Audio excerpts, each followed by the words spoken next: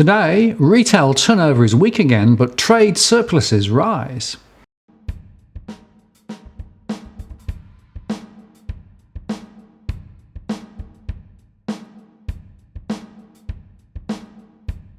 Hello again, I'm Martin North, the Principal Analyst at Digital Finance Analytics. Welcome to the latest post covering finance and property news with a distinctively Australian flavour. The ABS released new data today on both retail sales and trade, and it's a mixture of good and not so good news. As always, I'm happy to report good tidings when I can. And by the way, if you value the content we produce, please do consider supporting our efforts. You can make a one-off donation via PayPal, here's the link, or consider joining our Patreon program. Again, here is the link. We really appreciate your support to help us continue to make great content. And the links are also in the comments below. So first, the January trade data. The ABS released the latest trade data to the end of January 2019. The surplus jumped to $4.5 billion, which is the second highest on record. The largest was $4.7 billion surplus in December 2016. Now that was a $0.8 billion improvement on December and exceeded expectations, which were around $2.75 billion. And within the data, imports were up 3.3%, following a 5.5% fall last month versus a forecast of around 4%. But exports were much stronger than anticipated, increasing by 5%, up $1.9 billion versus a forecast of about up 2.2%. Export strength was largely centred on a sharp rebound in gold off a low base, up 174%. And in dollar terms, gold accounted for $1.4 billion of the $1.9 billion increase in total exports in the month. Now we wonder why gold is in such demand. Perhaps it's connected to the move by some countries, such as China and Russia, to build an alternative to the US dollar. In any event, we think that the gold price itself is heavily manipulated and is therefore an unreliable indicator. Metal ores and coal both advanced in January, up a combined $0.6 billion, and coal exports rose 6% following a couple of softer months, and metal ores increased by 3.4%, boosted by the higher iron ore price. But rural exports have been more resilient over the past couple of months. However, the drought in New South Wales and the surrounding areas remains a considerable headwind. The trade surplus widened in 2018 and into 2019 on higher export earnings, boosted by rising commodity prices. Notably, commodity prices have surprised to the high side, in part due to supply disruptions, having an amplified effect in the market where supply and demand are in relatively tight balance.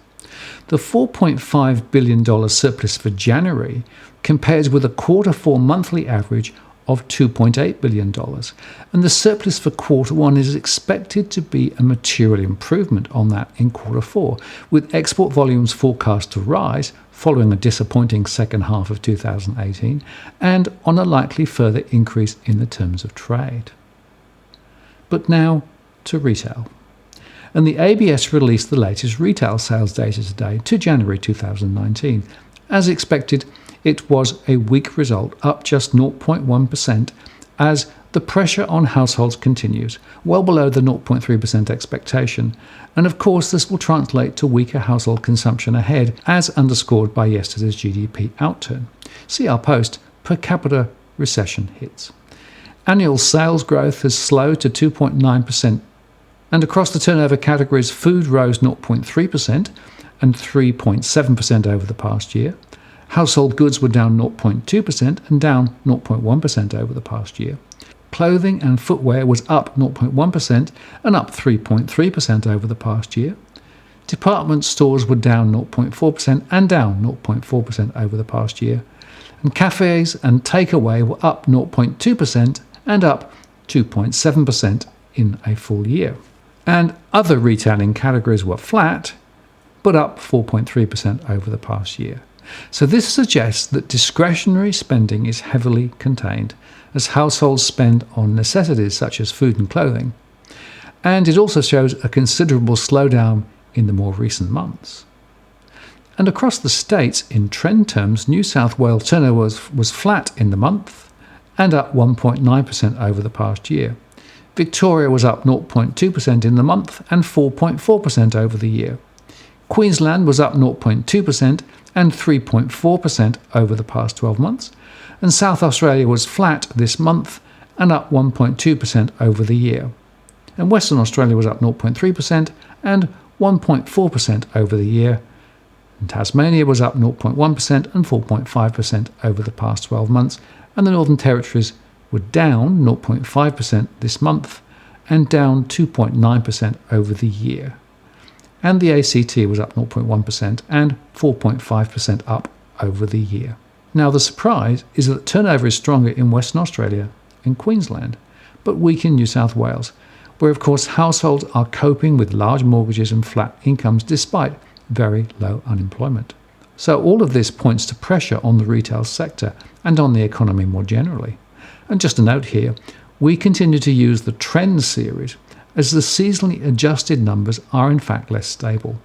Finally, it's worth noting that online retail turnover contributed 5.6% to total retail turnover in original terms in January 2019, which is unchanged from December 2018.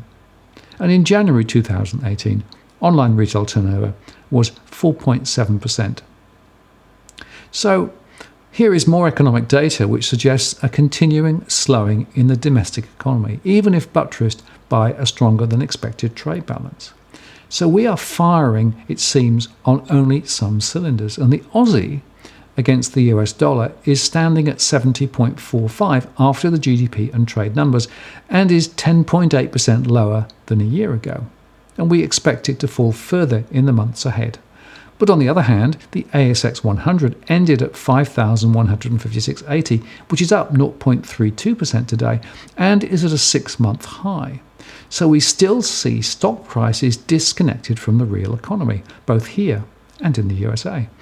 But as we explained at the weekend, see our post, The Impossible Equation, this is due to significant increases in money supply across the globe as debt rises higher and governments stimulate their economies, yet company profits look more under pressure than ever. So the strange times continue. If you found this post useful or informative, please like it and add a comment or question. I read them all. And importantly, share it via your social media channels. And if you have not yet subscribed, please ring that subscribe bell to receive alerts on future posts. And if you have already subscribed, many thanks. I really appreciate your support and participation. I'm Martin North from Digital Finance Analytics. Many thanks for watching, and I'll see you again next time.